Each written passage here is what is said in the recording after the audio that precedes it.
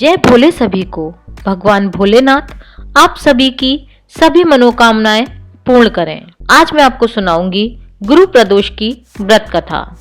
हिंदू धर्म में प्रदोष व्रत का विशेष महत्व माना जाता है और जब ये व्रत गुरुवार को पड़ता है तो उसे गुरु प्रदोष व्रत के नाम से जाना जाता है।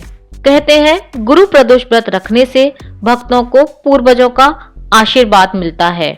जिन भक्तों को शत्रुओं पर विजय प्राप्त करनी है उनको भी गुरु प्रदोष व्रत अवश्य रखना चाहिए। प्रदोष व्रत हर महीने में 2 बार आता है और ये व्रत भगवान शिव को समर्पित होता है। कहते हैं जो भक्त सच्चे मन से प्रदोष व्रत करता है उसकी सारी मनोकामनाएं पूरी होती हैं और जो मनुष्य व्रत नहीं रख सकते वो भी इस कथा को अवश्य सुने, क्योंकि इस कथा को सुनने मात्र से ही भगवान शिव और माता पार्वती की कृपा प्राप्त होती है। तो आइए आप रसपान कीजिए गुरु प्रदोष व्रत की कथा का। पौराणिक कथा के अनुसार एक बार इंद्र और वृत्तासुर की सेना में घनघोर युद्ध हो गया था। देवताओं ने राक्षस की सेना को पराजित करके नष्ट भ्रष्ट कर डाला। यह देखकर वृत्तासुर अत्यंत क्रोधित हो गया और क्रोधित होकर युद्ध के लिए तिलमिला उठा। उसने अपनी मायावी शक्तियों का प्रयोग करके देवताओं पर आक्रमण कर दिया। इससे परेशान होकर सभी देवतागण गुरु बृहस्पति के पास पहुंचे और गुरुदेव बृहस्पति से वृत्तासुर को परास्त करने का उपाय पूछने लगे। तब देव गुरु बृहस्पति ने देवराज इंद्र से कहा कि वृत्तासुर को परास्त करने से पहले यह जानना होगा कि वृत्तासुर कौन है। उन्होंने बताया वृत्तासुर पूर्व जन्म में राजा चित्ररथ था और राजा चित्ररथ भगवान शिव का परम भक्त था, लेकिन एक बार उसे बहुत अभिमान हो गया और वह स्त्रियों का अपमान करने लगा। एक दिन वह अपने विमान से आकाश मार्ग से कैलाश पर्वत के पास पहुंच गया और उसने देखा कि भगवान शिव के बाईं ओर माता पार्वती विराजमान है। उसने कहा, हे प्रभु, ऐसा कभी नहीं हुआ कि सभा में कोई स्त्री पुरुष के बगल में बैठे। उसने माता पार्वती का अपमान करके महापाप कर दिया।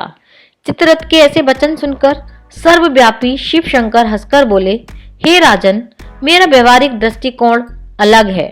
मैंने मृत्युदाता कालकूट महाविष का पान किया है, फिर भी तुम साधारण जन की भांति मेरा उपहास उड़ाते हो।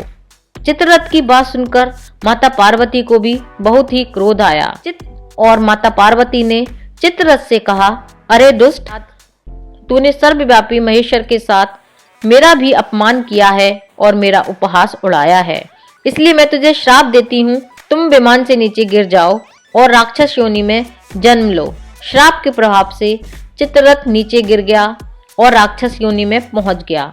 यह वृत्तासुर के नाम से उत्पन्न हुआ।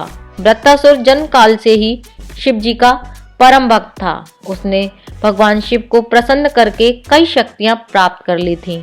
देव गुरु बृहस्पति ने इंद्र से कहा कि आपको वृत्तासुर पर विजय प्राप्त करनी है तो गुरु प्रदोष व्रत रखें और विधि पूर्वक भगवान शिव और माता पार्वती का पूजन करें। उनकी कृपा से आप वृत्तासुर को परास्त कर सकते हैं।